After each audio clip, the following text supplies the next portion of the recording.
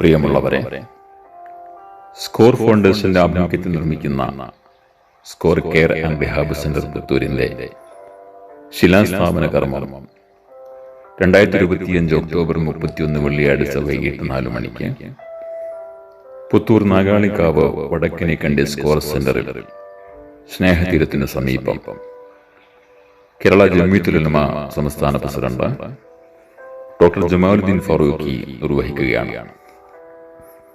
Shri M K Raghavan MP മുഖ്യാതിഥിയായിരിക്കും.